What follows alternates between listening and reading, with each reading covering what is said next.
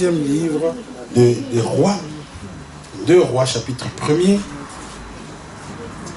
Alléluia.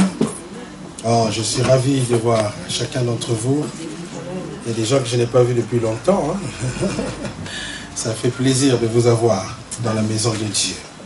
2 Rois, chapitre 1er. 2 Rois, chapitre 1er, à partir du verset 7. Akazia leur dit: quelle allure avait l'homme qui est monté à votre rencontre et qui vous a dit ces paroles? Ils lui répondirent: c'était un homme avec un vêtement de poil. Il avait une ceinture de cuir autour des reins. Alors Akazia dit: c'est Élie le Tishbite. Il envoya vers lui un chef de 50 avec ses 50 hommes. Ce chef monta auprès d'Élie, qui était assis sur le sommet de la montagne. Et il lui dit: homme de Dieu, le roi a dit, descends.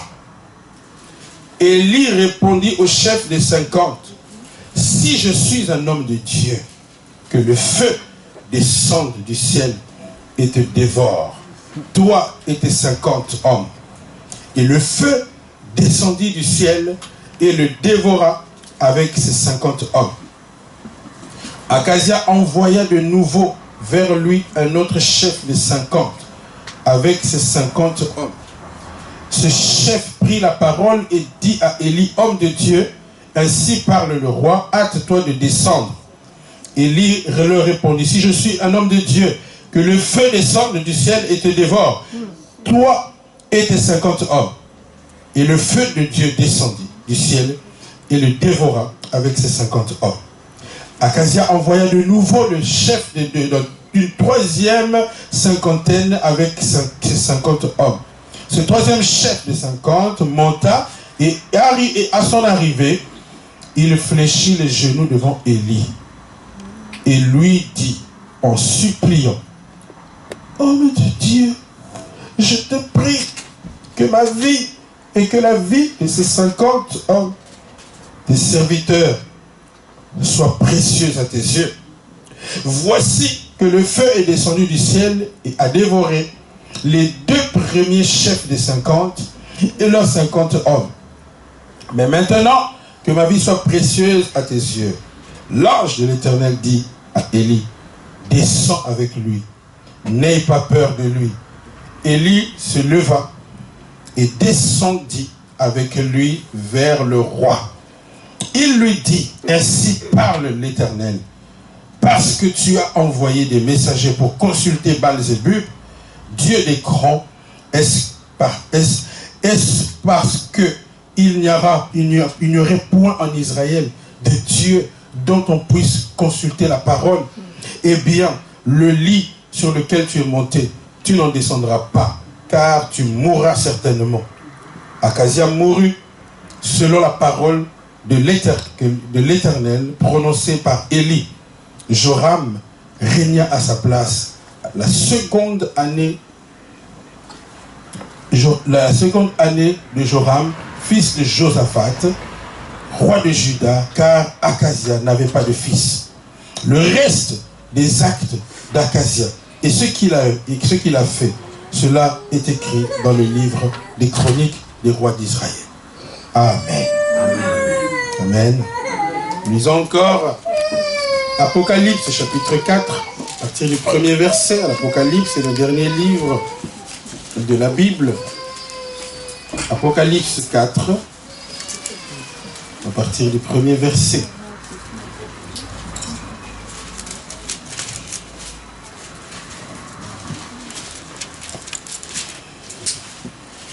Si tout le monde a trouvé, dites-moi Amen.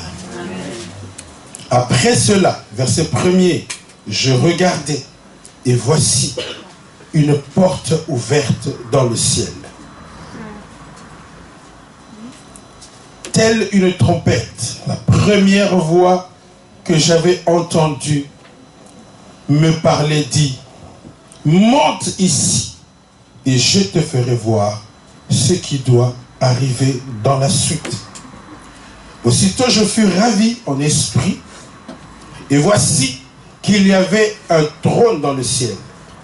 Et sur ce trône, quelqu'un était assis. Celui qui était assis avait l'aspect d'une pierre de jaspe et de sardoine. Et le trône était environné d'un arc-en-ciel qui avait l'aspect de l'émeraude. Autour du trône, il y avait 24 trônes, et sur ces trônes, 24 vieillards assis, vêtus de vêtements blancs, et sur leurs têtes des couronnes d'or. Du trône sortent des éclairs, des voix et des tonnerres. Devant le trône brûlent 7 lampes ardentes, qui sont les 7 esprits de Dieu. Devant le trône, c'est comme une mer de verre semblable à du cristal au milieu du trône, et tout autour du trône 4 êtres vivants remplis Dieu devant et derrière.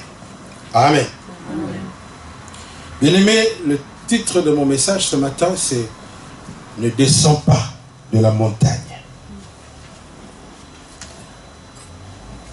Nous avons lu dans ce texte que Élie, l'homme de Dieu, le prophète que vous connaissez, qui a fait de grandes choses avec Dieu, c'est lui, ce prophète, qui a fermé le ciel pendant 3 ans et demi par sa parole. Il a dit, il n'y aura point de pluie sinon à ma parole. Un homme puissant, un homme ouin de la part de Dieu. C'est cet homme dont nous avons lu dans le texte ici que, à un moment donné, le roi qui était en place,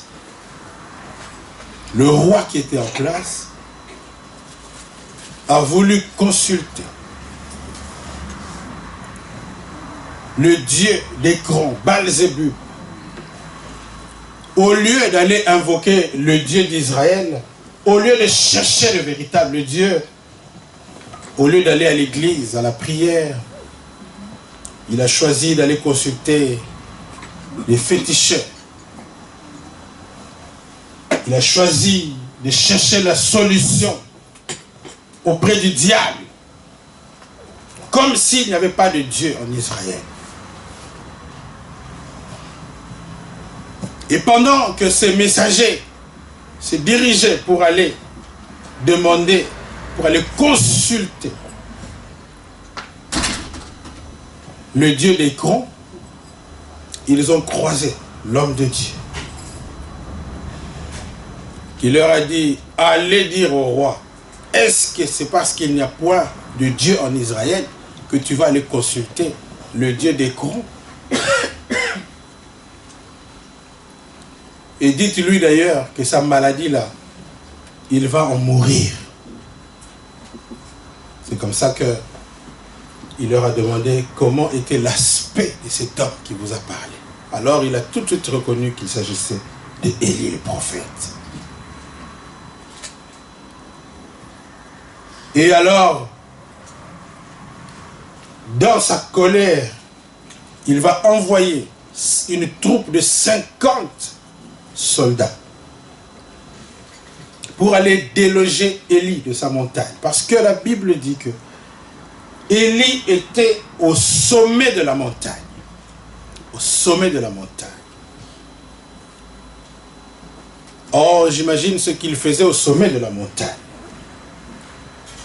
Bien-aimé, la montagne représente une position spirituelle.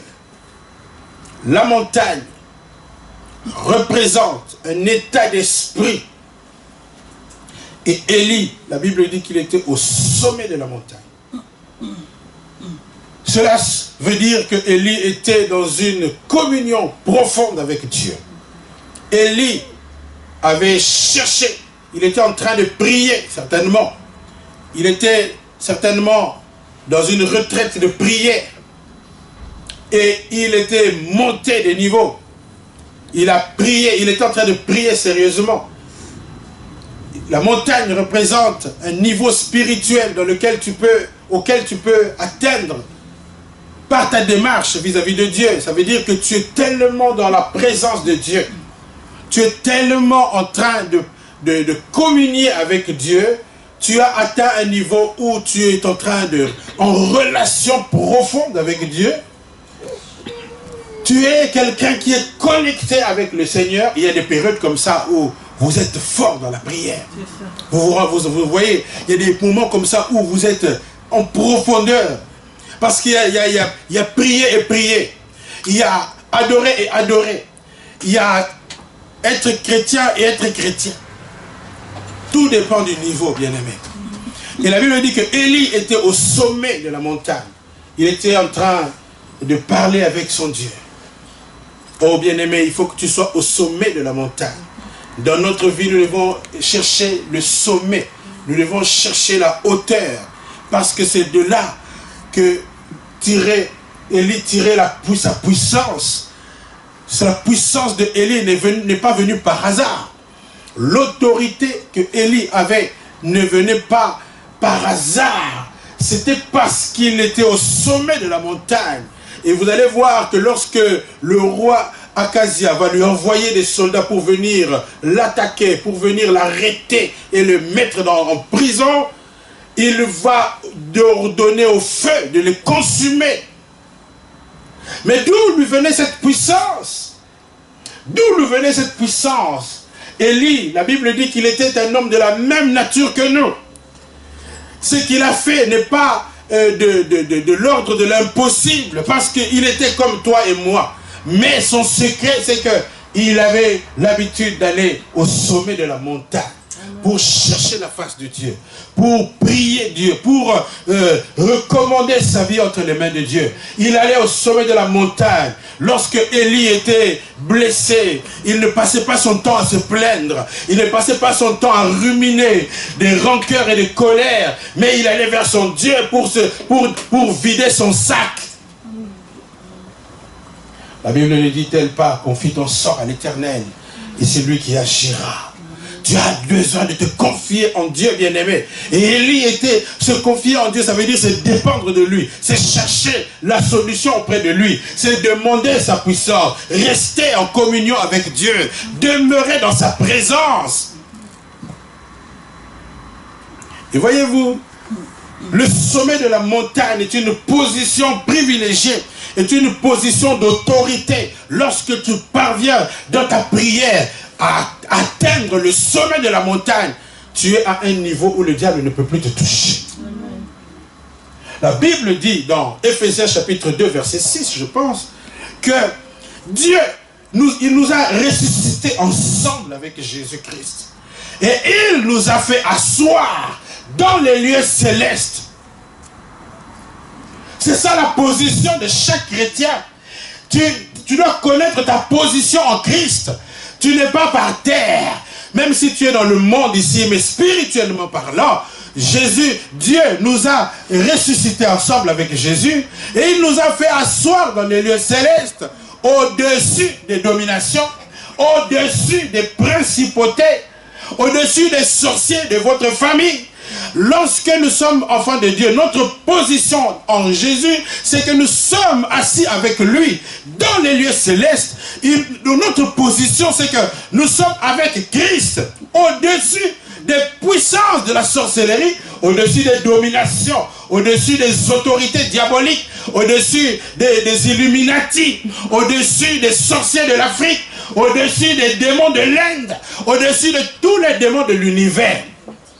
D'ailleurs, la Bible ne dit-elle pas que Jésus-Christ à la croix, il a dépouillé les autorités. Il les a désarmés.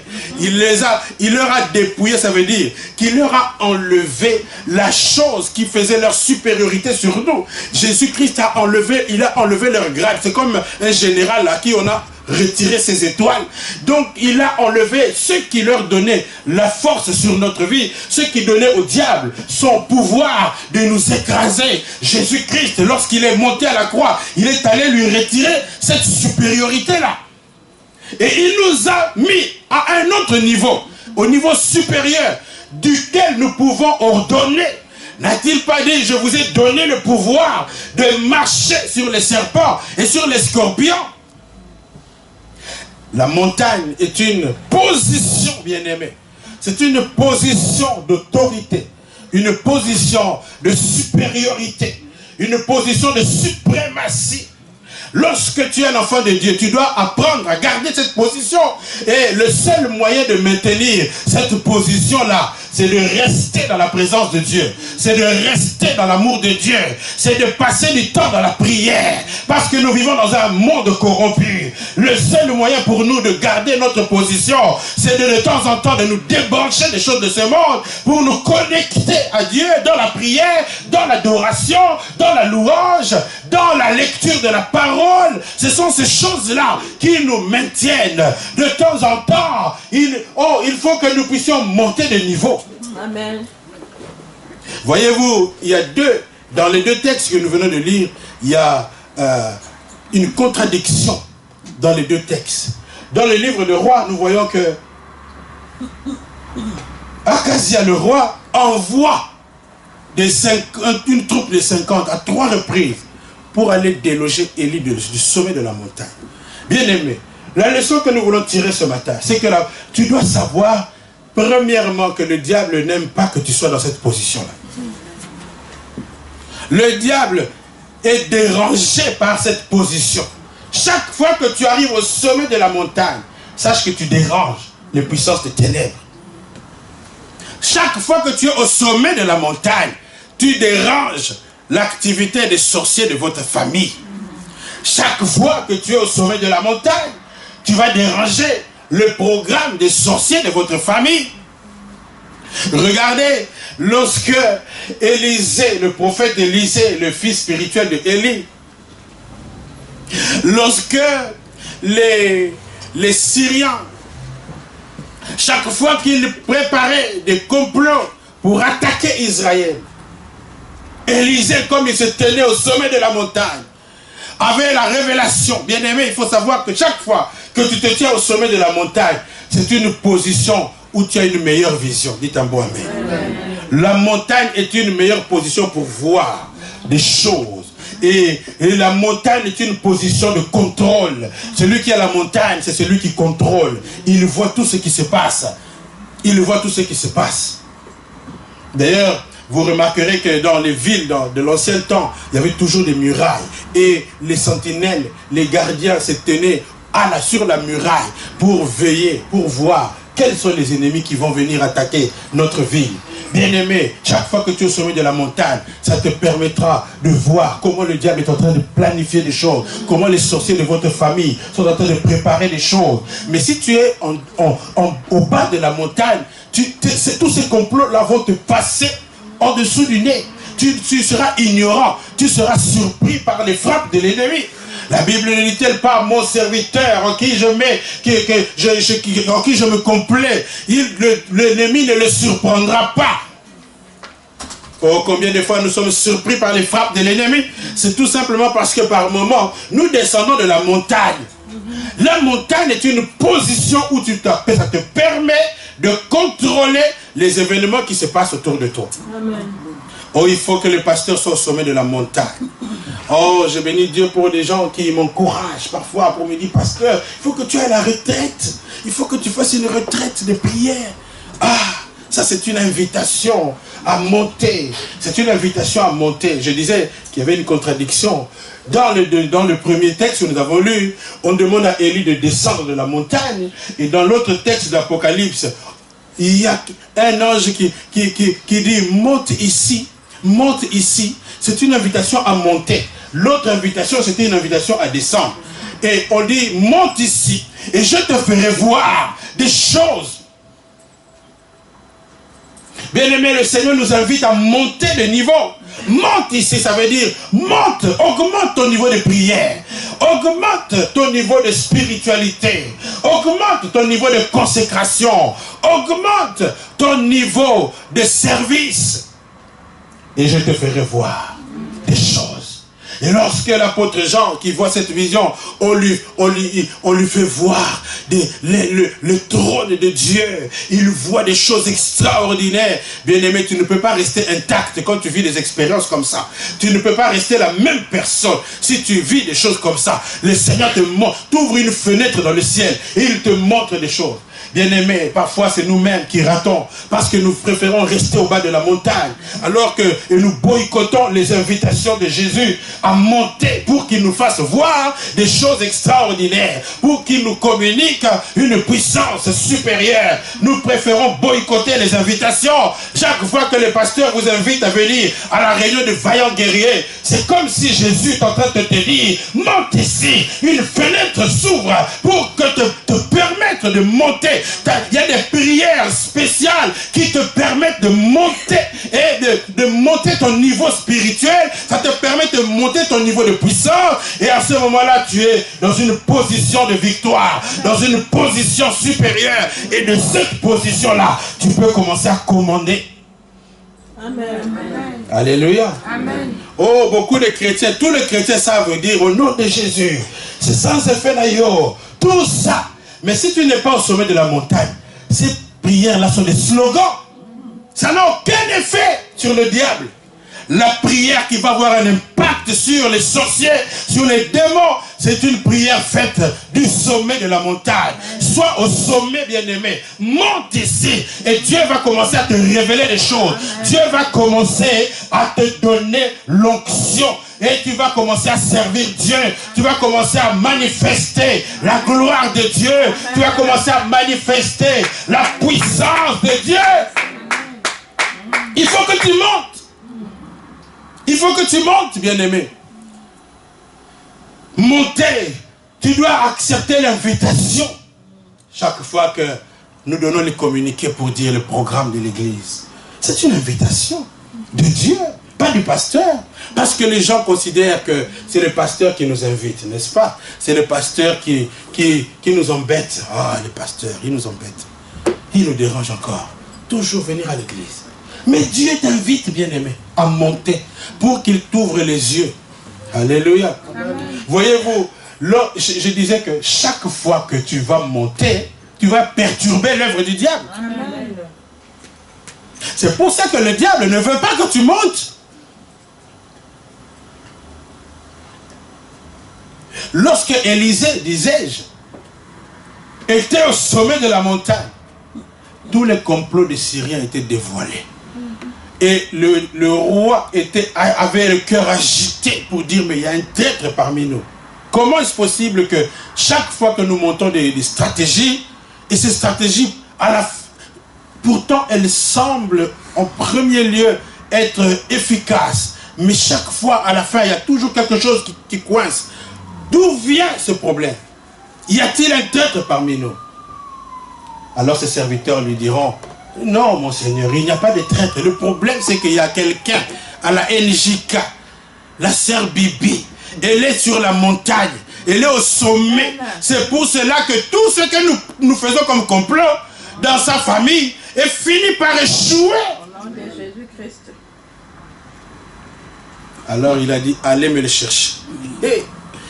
Bien aimé, tu dois savoir que la position, deuxième chose que tu dois savoir, la position du sommet est une position dangereuse. Dangereuse, parce que tu vas voir la foudre du diable. Tu vas voir des attaques impossibles. On va commencer à t'attaquer pour te déloger de la montagne. Le but que le diable poursuit par ses attaques, ce n'est pas autre chose que juste simplement de te faire descendre de la montagne. Oh, le diable a plusieurs manières de nous faire descendre du sommet de la montagne. Oh, j'ai épinglé plusieurs, il y a beaucoup de choses, mais on va voir quelques moyens que le diable utilise pour nous faire descendre de la montagne. Alors que du sommet de la montagne, nous avons le pouvoir.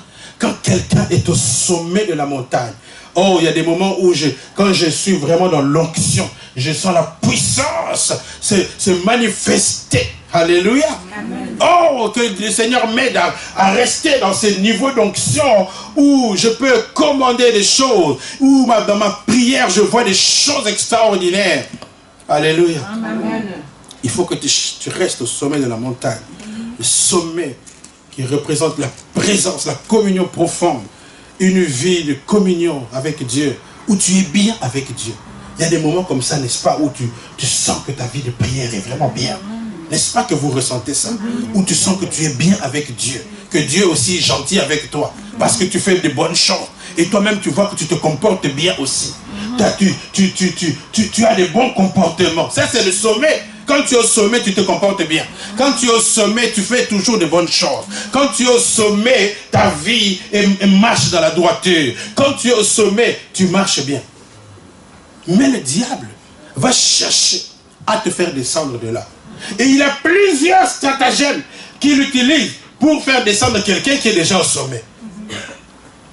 N'avez-vous pas remarqué que, mais j'entends souvent des gens dire, mais ce pasteur-là, il était bien, non? Mais il était bien, maintenant on le voit sur YouTube, il raconte n'importe quoi. Mais pourtant, je me rappelle d'un pasteur qui avait l'onction. Et une sœur même m'a raconté qu'elle avait des problèmes pour avoir des enfants. Elle est allée dans son église là-bas, quelque part dont je ne sais pas le nom. Elle est allée là-bas.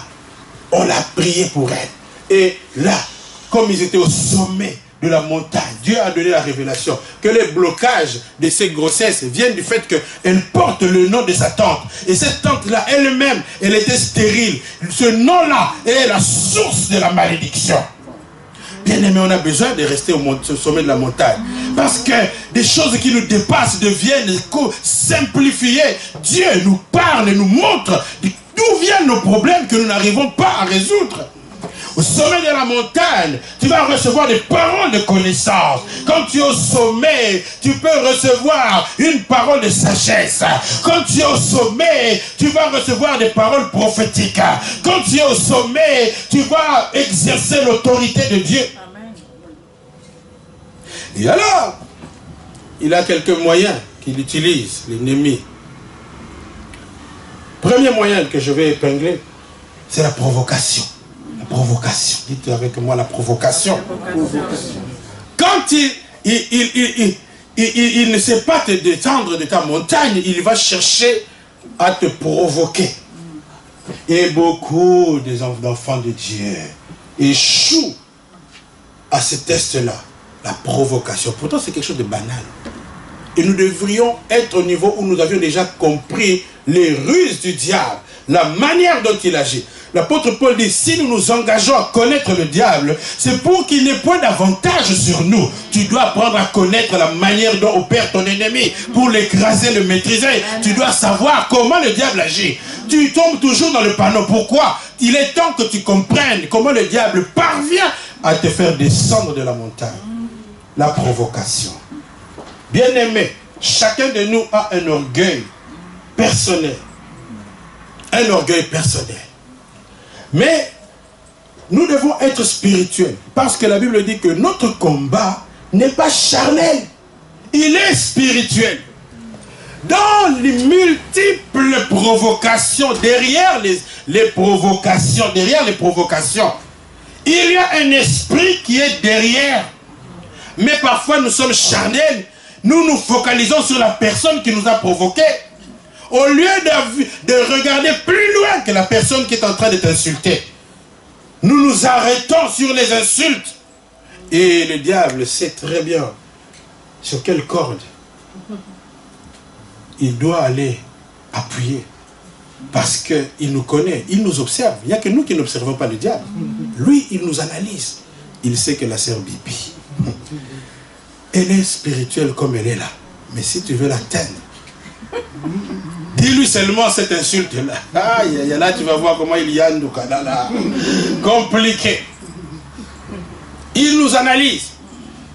Il sait que la sœur Gloria, si je veux la voir, c'est ça qui va le toucher le plus. La provocation, c'est une ruse du diable pour te faire descendre. Parce que quand tu vas commencer à t'énerver, ok, la colère de l'homme n'accomplit pas la justice de Dieu. La colère de l'homme ne peut pas accomplir la justice de Dieu. D'ailleurs, sous la colère, tu vas faire beaucoup de bêtises.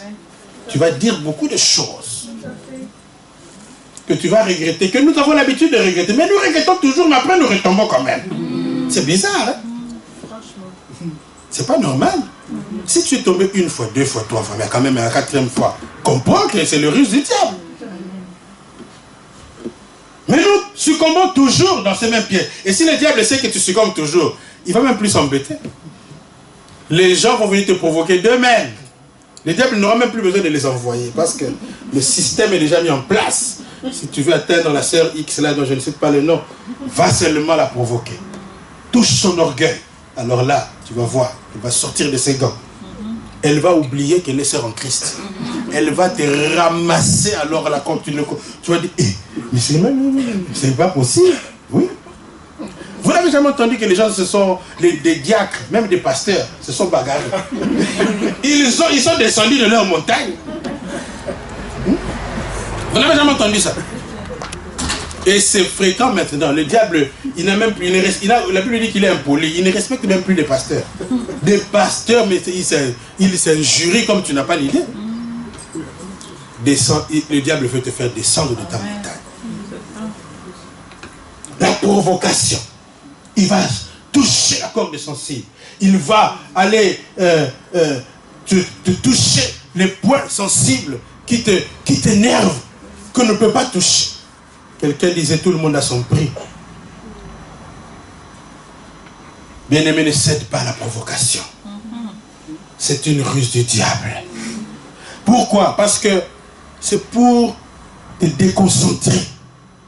Parce que quand tu commences à t'énerver, tu oublies la cible principale sur laquelle tu dois garder tes yeux, le diable. Tu commences à t'énerver, tu commences à t'agiter, tu commences à... Vous savez, quand quelqu'un est énervé, il ne se contrôle plus. Parfois, les enfants aussi nous font descendre de notre montagne. Même le matin, je commence à faire attention de ne pas trop m'énerver parce que je risque de descendre de ma montagne. Quand ils sont en retard pour venir au culte, ça peut t'énerver sérieusement. Surtout certains dont je ne cite pas les noms. Spécialistes dans les retards. Alors ça t'énerve sérieusement. Mais moi je suis prêt. Fais attention de ne pas descendre de ta montagne. Fais attention de ne pas descendre de ta montagne.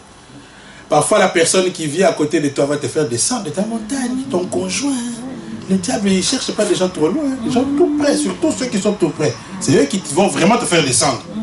Pourquoi? Parce que les gens qui sont proches de toi, tu comptes beaucoup sur eux. Et quand c'est eux qui te disent des paroles méchantes, ça te choque le plus, n'est-ce pas? Tout ça c'est fait pour te faire descendre de ta montagne. La provocation.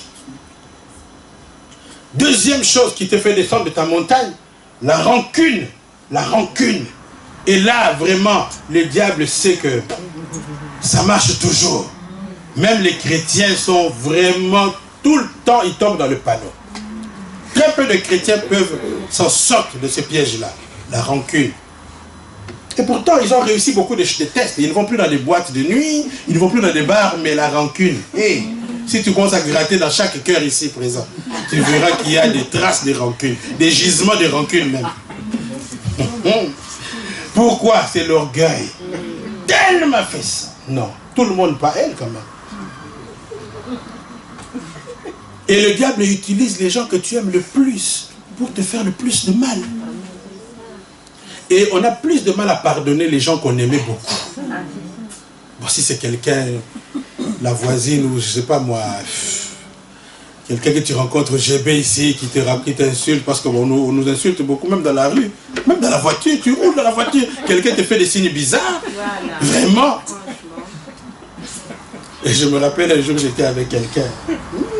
Serviteur de Dieu, un chrétien. On était dans la voiture. Un Mundi Boula vient, il commence à nous insulter. Alors il descend de sa montagne. Il dit, tu crois, ici ce ne sont pas des chameaux. Hein? Vous êtes habitués avec des chameaux, pas ici. Ce sont des voitures. Hein? Il a ramassé aussi. Alors le Mundi se fâche là, il descend de la voiture. Viens ici, papa.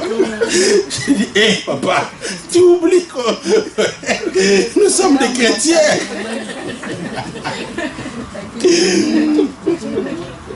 Et le diable est rusé. Parfois, il peut te dire, oui, bah, parfois les gens exagèrent. Il faut aussi, parfois, il faut utiliser d'autres méthodes. La rancune. Quand quelqu'un est très proche de toi, qui te blesse. Et parfois, nous les êtres humains, on a du mal à lâcher prise. Mais ça fait déjà 5 ans que cette histoire s'est passée. Mais comment tu continues à ruminer ça tout le temps? Et c'est le moyen par lequel le diable te fait descendre de ta montagne. Pourquoi? Parce que quand tu es rempli de rancune, l'Esprit de Dieu est attristé. La Bible dit, n'attristez pas le Saint-Esprit par lequel vous avez été scellés pour le jour de la rédemption. Et quand, imaginez qu'un enfant vous attriste, n'est-ce pas? Quand il vient vous demander, papa, je vais aller au Kinépolis, est-ce que vous êtes pressé de lui donner l'argent? Non, pourtant c'est votre enfant, c'est toujours votre enfant. Mais il vous a attristé. Il vient demander des choses, après, tu n'as pas envie de lui donner. Ou même si tu vas lui donner parce que bon, tu n'as pas le choix, c'est toi, tu es le seul parent. Alors bon, tu lui donnes quand même, mais ce n'est pas avec joie que tu donnes. Mais un enfant qui a réussi à l'école, un enfant qui se comporte bien, quand il vient te demander, même avant qu'il ne demande, toi-même tu commences déjà à penser, qu'est-ce que je vais faire? Quel cadeau je vais lui offrir? Qu'est-ce que je vais faire à Cristiano parce qu'il a été intelligent à l'école? Quel est le cadeau que je vais offrir à Joliane? Parce qu'il a fait beaucoup de bonnes choses. Quand je suis arrivé, il a été faire la vaisselle pour moi. Tu es pressé de faire des cadeaux à des enfants comme ça. Mais un enfant qui t'attriste, il t'a répondu impoliment. Et souvent nous attristons le Saint-Esprit. Quand nous gardons les rancunes, parce que la Bible, la prière de notre Père nous dit, pardonne-nous comme nous pardonnons à ceux qui nous ont offensés. La rancune te fait descendre de la montagne. Tu dois lâcher ce morceau-là. Pardonne et tu vas voir, l'onction de Dieu va recommencer à couler dans ta vie. Libère. Vous savez, le pardon, c'est que parfois, pourquoi on n'arrive pas à pardonner? Parce qu'on croit qu'il va nous monner là, n'est-ce pas? Que quand tu pardonnes, tu es bête, hein? C'est ça que le problème, le diable, il sait comment nous avoir. Il te parle, il dit non, bah monnaie là, t'es quand même, hein? Alors qu'on te monnaie là pas, alors tu commences à dire non, sinon il va jouer avec mes pieds. Je dois lui montrer aussi. L'orgueil. Il faut pardonner pour rester au sommet de la montagne. Ne garde pas des rancunes. C'est un poison qui va te détruire. Apprends à libérer ton cœur des colères, des blessures intérieures. Les blessures intérieures. Tu vas devenir un poison si tu gardes des blessures intérieures.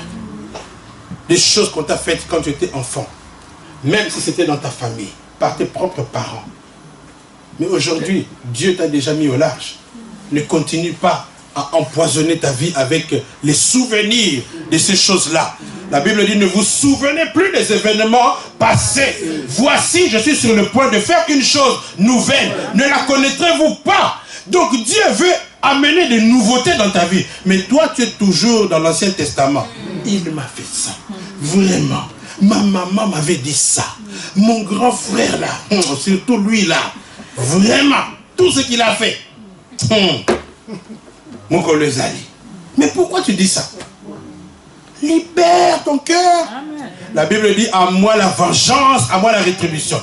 Laisse Dieu te venger. Amen. Dieu, il venge, comment dire à Kinshasa, joli. Il sait faire ça bien.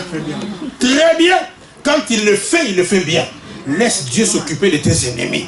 Ne perds pas ton temps avec tes ennemis. Laisse Dieu faire ce travail-là. Toi, rassure-toi seulement que ton cœur est concentré sur Jésus. Parce que les rancœurs te distraient. Au lieu de penser à ce verset de la Bible, au lieu d'être concentré sur Jésus, tu vas toujours voir sa pensée. Vraiment. Il sait qu'il m'a fait là. Vraiment. Et puis ça te fait il y a 10 ans, mais tu en souffres encore aujourd'hui, comme si ça vient de se faire. Tu ne comprends pas que c'est une stratégie du diable. Rancune. Amen, amen. Il faut que tu libères ton cœur de ces poisons pour que tu restes au sommet de la montagne. Parce que chaque fois que tu détestes quelqu'un, tu éteins le feu du Saint-Esprit dans ta vie. Et tu diminues ta force spirituelle. Quand tu vas commencer à dire au nom de Jésus, ça n'aura plus le même impact. Ça n'aura plus le même impact. Parce que tout le monde crie au nom de Jésus, mais on les étrangle quand même. Tu peux dormir avec la Bible à côté, ce n'est pas ça le problème. Le diable n'a pas peur de la Bible. Il est même venu attaquer Jésus lui-même en personne. Vous croyez qu'il aura peur de vous parce que vous avez une Bible? Ou parce que tu cries au nom de Jésus? Mais Jésus lui-même a été attaqué par le diable. Donc le problème, c'est un problème de positionnement. Reste dans la position du sommet de la montagne. Et le diable a dit, et le roi Akazia a envoyé, dites-lui, descends. Quelle impolitesse d'abord. Vous allez dire à un serviteur de Dieu, descends. Et j'aime ce verset parce qu'à un moment donné aussi, il faut qu'on sente la différence. J'aime ce verset qui dit, Seigneur, il est temps que tu fasses la différence entre ceux qui t'invoquent et ceux qui ne t'invoquent pas. Il faut qu'il y ait à un moment donné une différenciation. Qu'on sache aujourd'hui, que l'on sache aujourd'hui qu'il y a un Dieu à la NJK. Amen. Lorsque des lettres incendiaires viennent pour te faire descendre de ta montagne, parce qu'il y a aussi une autre stratégie du diable, te créer des problèmes. Des problèmes. Tu viens de l'église là, quand tu vas rentrer à la maison, tu ne sais pas ce que tu vas rencontrer. Maintenant tu pries bien ici, tu déranges le diable par tes louanges, tu as bien chanté, tu as bien adoré, tu as écrasé tous les sorciers de Kortenberg. Mais ils sont fâchés contre toi. Tu n'imagines pas ce qu'ils te réservent comme une mauvaise surprise. Je ne sais pas, vous de vous faire peur, mais c'est comme ça que ça fonctionne. Quand tu vas rentrer à la maison, demain, le matin, quand tu vas ouvrir ta boîte aux lettres, lettres de menaces va venir. Alors toute l'onction va s'évaporer maintenant. Vraiment, c'est pays, c'est pas possible. Des factures, des problèmes. Moi, dans le rapport, vraiment, ça ne va pas. Moi, j'en ai marre. Tu commences à... Tu perds l'onction. Tu es triste, tu commences à murmurer, tu commences à te lamenter, tu commences à pleurer, tu commences à proclamer des paroles d'incrédulité alors que tu es venu de la prière. Sache que quand tu vis ça, le diable veut te faire descendre de ta montagne. Fais tout, garde ton cœur, maîtrise-toi, concentre-toi, va prier encore pour que tu ne descendes pas de ta montagne. Le diable utilise aussi l'autre stratégie, c'est de te créer des problèmes, des tourments. Parfois tu es bien dans l'onction ces jours-ci. L'onction coule, tu reçois des révélations, Dieu te montre des choses, des visions, tout ça. Tu vas recevoir un coup de fil de quelqu'un qui va vraiment te lessiver. Et si tu ne fais pas attention, tu vas descendre de ta montagne. Plusieurs stratégies. Plusieurs stratégies. La mondanité va te faire descendre de ta montagne. La mondanité. La Bible dit, n'aimez pas le monde. N'aimez pas le monde. Car celui qui aime le monde se fait ennemi de Dieu. C'est pas moi qui ai dit ça. C'est la Bible. N'aimez pas le monde. Ah, le monde c'est quoi? Mais nous sommes dans le monde. Non, il faut faire une différence. Jésus a dit, Père, dans la prière sacerdotale, Père, ne les enlève pas du monde, mais préserve-les du mal. Le problème, ce n'est pas le monde. C'est le système qui est dans le monde qui dérange Dieu. Parce que sinon, dès que le jour où tu t'es converti, Dieu t'aurait déjà enlevé comme Élie pour que tu quittes le monde, parce que tu as reçu Jésus pour te préserver, alors il faut que tu partes. Non, tu dois rester dans le monde jusqu'à l'enlèvement ou jusqu'à ta mort. Mais le problème, tu es dans ce monde, mais fais comme si tu n'es pas dans ce monde. Quelqu'un donne un mot amen. Amen. Ne sois pas dans les mondanités. Dans les mondanités. Ça veut dire dans des situations où, donc il y a des endroits comme ça où tu sens vraiment le diable est ici. Excusez-moi, il y a quelqu'un, une soeur qui m'avait dit, mais elle a dit ça en lingala, elle a dit, mais en faire au boyo kaka, mais ça m'a tonguette. Il y a des endroits comme ça où tu sens que ça c'est vraiment le monde ici. C'est pas possible. Les gens sont habillés d'une manière indécente. Les gens parlent de choses bizarres. Quand tu vas au salon de coiffure, là-dedans, je ne cite pas le nom. Quel genre de causerie tu entends là-bas? Ça t'enlève l'onction. Quel genre de causerie? Fali, Bani, tu comprends tout ça. Il a fait ci, il a fait ça. Ça te fait descendre de ton montagne. Amen. Concentre-toi sur des choses qui t'élèvent spirituellement. Amen. Reste dans des choses qui te rapprochent de Jésus. Amen. Prêche, pasteur. Concentre-toi, bien-aimé. Reste dans la présence de Dieu. La mondanité va plutôt satisfaire ta chair, mais pas ton esprit. Amen. La mondanité.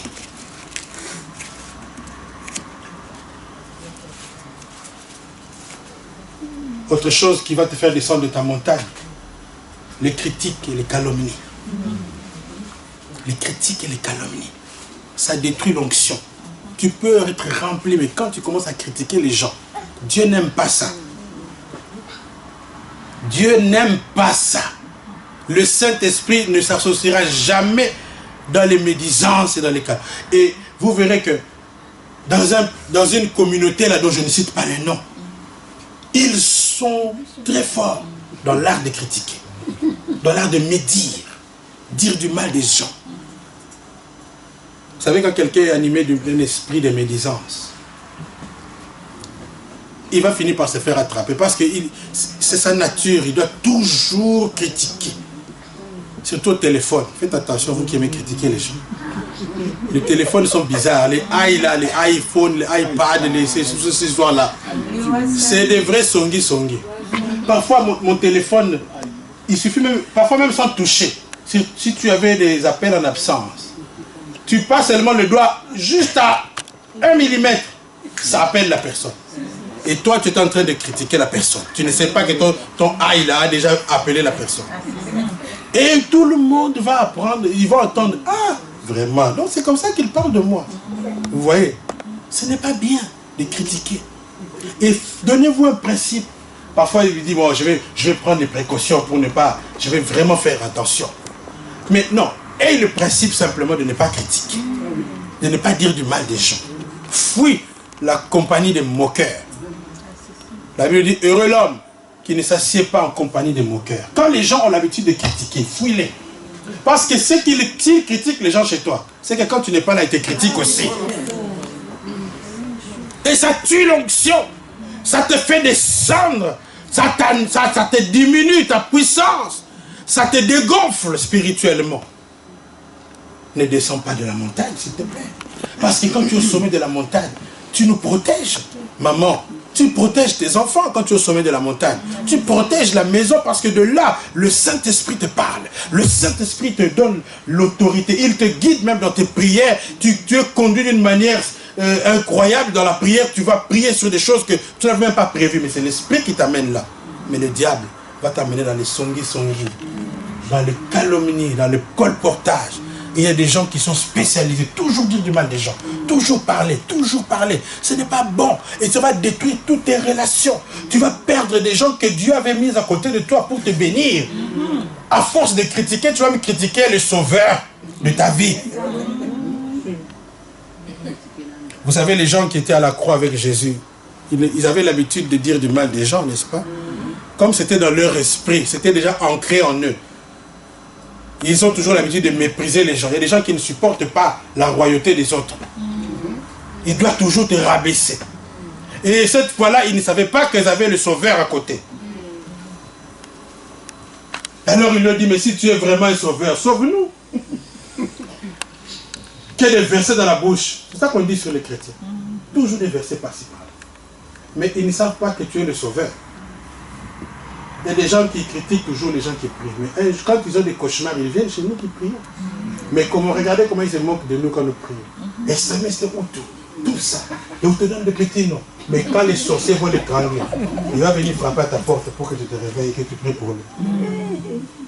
Parfois, tu critiqueras ton sauveur. Le diable va t'amener à critiquer les gens qui tu veux utiliser pour te bénir. Alléluia. Bien-aimé. N'accepte pas ces choses qui te font descendre de la montagne. Nous sommes en train de conclure. Les choses que tu dois éviter pour perdre ton niveau spirituel. Évite la provocation. Apprends à contourner la provocation. Si on vient te provoquer, tu dis ma soeur, que Dieu te bénisse. Ce n'est pas grave. Ou tu dis que Dieu te pardonne, ma soeur, parce que tu ne sais pas ce que tu es en train de faire. Les gens qui sont venus toucher Élie, ils ne savaient pas à quoi ils étaient en train de toucher. Élie comme il était au sommet de la montagne, il a dit, si je suis homme de Dieu, que le feu descende. Bien aimé, ça aussi c'est une bonne leçon. Tu dois apprendre à utiliser ton autorité face à des situations. Il y a des situations qui te dérangent, qui te détruisent. Apprends à réveille-toi, reconnais ton autorité, dis non, maintenant ça suffit. Si vraiment je suis une servante de l'Éternel, cette situation doit s'arrêter. Parle à ton ennemi, parle au diable. Je dis cette maladie, maintenant ça suffit au nom de Jésus. Tu m'as assez tourmenté. Je suis un enfant de Dieu.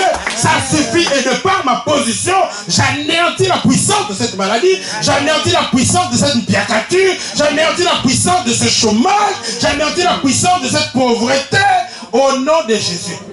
Vous savez ce qu'Élie a fait? Ça se fait encore aujourd'hui. Il a dit, si je suis homme de Dieu, que le feu descende sur vous. Les sorciers de votre famille qui dérangent votre famille, parfois, vous leur envoyez le feu dans la prière. Tu dis, maintenant j'envoie le feu et ça marche, bien aimé. Amen. Le feu va descendre sur leur... Envoie le feu dans les maisons de féticheurs où on a été amené, je ne sais pas, tes cheveux, tes mèches. Le feu. Tu dois apprendre à fuir la mondanité pour garder ta position. Ces choses mondaines, ces habitudes mondaines, ça te diminue ton onction. Apprends à fuir les gens qui sont toujours en train de critiquer, calomnier, dire du mal des gens. Dieu n'est pas là-dedans. Si quelqu'un fait des mauvaises choses, dites, priez pour la personne. C'est ça l'attitude d'un vrai enfant de Dieu. Allez l'exhorter. Ne passez pas votre temps à calomnier les gens. Et les gens avec qui tu calomnies, ils vont aussi aller te calomnier. Ils vont aller raconter aux autres personnes. D'ailleurs, tu vois, il est venu te critiquer ici. Et puis vous êtes en conflit. Donc, conclusion, ne médite pas sur les gens. Ne critique pas, c'est tout. Tu comprends? Apprends à fuir ces choses. Humilie-toi, apprends à pardonner. Et tu verras, la puissance d'Élie sera sur toi aussi. Que Dieu te bénisse. Que Dieu te bénisse. Que la gloire de Dieu soit sur toi.